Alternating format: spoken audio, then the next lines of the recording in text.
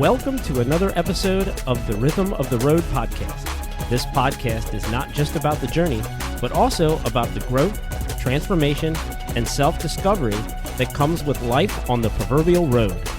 Grab a cup of joe, buckle up, and let's embark on a journey of self-discovery, creativity, and entrepreneurship. Let's get rolling.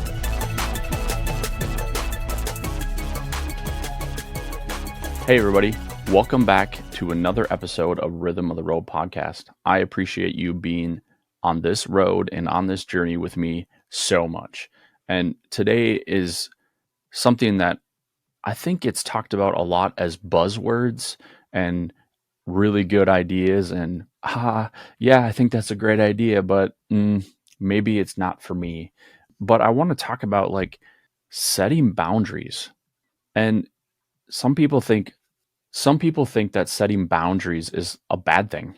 Like you're closing off walls and you're, putting up the Great Wall of China between you and the rest of the world. And that's just not true.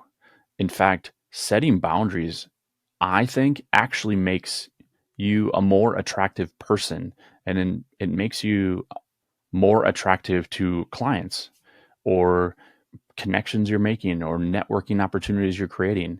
Because you have those personal boundaries, you're going to grow even faster.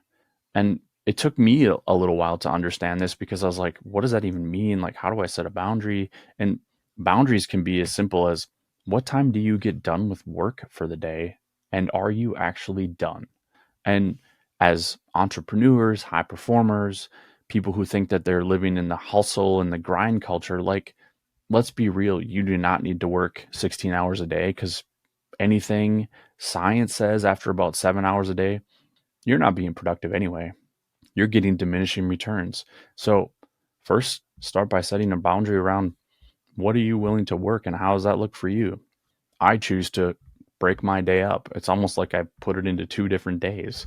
I have like a morning block of time and I have an afternoon, sometimes early evening block of time. But when I get to that evening time, like, I'm out unless there's something specific that I'm intentionally doing, because that personal boundary of the evening time, and I'm going to speak in generalities because this is not always, and obviously I'm human, so I'm not perfect. The evening time is my time. And by my time, I mean like that's when I'm going to go grocery shopping or run errands or like and do dinner with my family. And though my family is growing and as my kids are getting older, there's less of the everybody sits down at the dinner table for a collective dinner. If that happens once a week at this point, we get pretty darn excited. However, I still carve out that time. And just because that part of it looks different doesn't mean that I still don't honor that time. And I think that's important. I have a friend of mine where she will specifically tell me and tell her clients, like, I'm not available between 5 p.m. and 8 p.m. Like, don't even try, because that's my dinner time. That's my time with my spouse. And I remember that. And so I remember reaching out one time and I said, hey, I'm looking for an evening time with you. I know that you don't do stuff between 5 and 8. Can we either sneak it in right before, or at that point I was totally cool with trying to do something after that 8 o'clock time, because I respect the time that you have carved out. And the response I received back was kind of astonishing, because they were like, I can't believe A, that you remembered that, and B, that you're acknowledging and honoring that, because some people just wouldn't even pay attention and blow it off and then be frustrated when I said, well, I'm just not available during that time. And so I think that's important. And because I think it's important for me, I do my best to honor that in other people's time. And there's where you start to build those connections and those relationships with people, because you start recognizing and honoring their time and their boundaries that they've set, because you have your own. You might create certain boundaries around, like, my morning time is only coffee time and reading time, period. Like, I don't want other things. And I try not to even open my phone, so that the apps and the numbers that are popping up on there, the red numbers of death, some people call it, because they see them and they have to touch that app so they can check that notification. There's a reason there's do not disturb on your phone. It's totally cool to use it. I know some people think it's a foreign language, but it's super helpful to just turn that on. I turn it off on in the evening at a certain point in time, and it doesn't come off of do not disturb until I'm ready in the morning after I've done those things to step into that, because I'm honoring my time and those things are set aside for me. And part of my morning is also spending time with my family as they're also beginning their day, and then I can step into my work day. And again, is that perfect and harmonious every single day? Of course not, because there's many adults living in this house and our schedules vary all of the time. But as something that is consistent, and I do my best to keep it as honored as I can, even if sometimes it's just a shorter period of time, uh, that's totally okay. And I didn't start with an hour in the morning of reading and coffee and reflective and journaling time. I started with like 10 minutes. That's it. Like, and it started by getting up 20 minutes early to do that, and then 30 minutes early so I could have a little longer. And then eventually an hour early. I get up an hour before everybody in the household gets up. So I'm literally doing that before anybody else even wakes up. So immediately I'm just protected this time, and it's not affecting other people, but it's wonderful for me to have that space. So as you're thinking about what are some just very small things you can do, and you can test them out. That's why like I tested out getting up 20 minutes earlier to have 10 to 20 minutes of time for myself. Like, do I even like that? Part of setting boundaries is figuring out which boundaries do you want to set? How do you want to set them? What works best for you? What works best in your calendar and your schedule? Because the goal is to be consistent. Otherwise, it's not a boundary.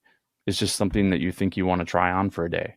Like, that just doesn't work. A boundary is something that you continue. And then as you set those boundaries, you'll find other ones that you're like, I really want to add that, or I really want to do this.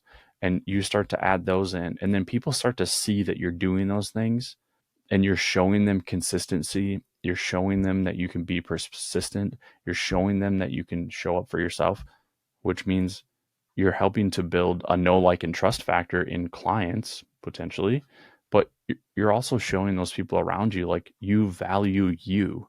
You value yourself. You're taking care of yourself. You maybe have some self care pieces of that. I get a massage once a month. It's just scheduled, and I'm scheduled 3 months out. So I just know it's on the calendar, mostly because if I don't book it out that far, I don't get the time of day that I want, because the person I go to is very busy. And that is wonderful because that means she's doing an amazing job. But I always just know it's on there. And not that I like leave and go, I can't wait till I get back next time. I'm just like, awesome, it's popping up. In fact, one of my favorite things to get is the reminder the day before that she sends me, like, see you tomorrow. Like, it's awesome. And sometimes they pop up and I'm like, oh yeah, it's tomorrow.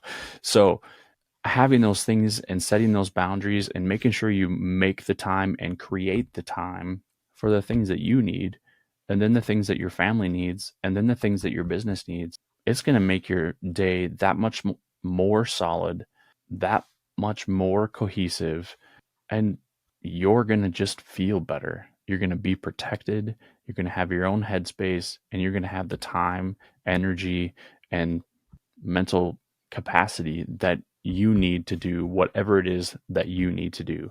I know that it was probably about a 3 or 4 year process for me of not only trial and error, but also just understanding how beneficial those were, because the longer I did them, the more I saw the benefit and the deeper impact they had on my day, my week, my family, my inner circle, and my business. So think about it from that space. And if you think someone needs to hear this today, or you need to just rewind it and listen to it again, because we're humans and we need repetition, and you need to repeat those opportunities to create those boundaries. So go back and listen to again, and you might have missed something. And not that I said anything that's profound. And if I did, please let me know down in the comments, because that would be pretty cool. Because, we're 10 minutes in and I don't always know what I said back in minute 2. That's totally cool. But find something that worked for you and share it with someone. If you're finding value, do me a favor, hit the like button, subscribe, leave a review, leave a comment below. I do respond to all the comments and all the videos when people leave them. So, and it is me. It's not a bot. It's not somebody else. It's not some team. it is me. So feel free to ask. I also want to give a shout out to Nell at our production team with Enticing Media, because she was the person who recommended this episode. So there you go. If you have an idea for an episode or something you want me to talk about or something you want to hear, send me a note, send me a DM, put it down in the comments, find me somehow. I'm all over the place. Email us at rhythmoftheroadpodcast@gmail.com. We're here to help. So, because I'm here to listen to what you want. Thank you, and I'll see you down the road.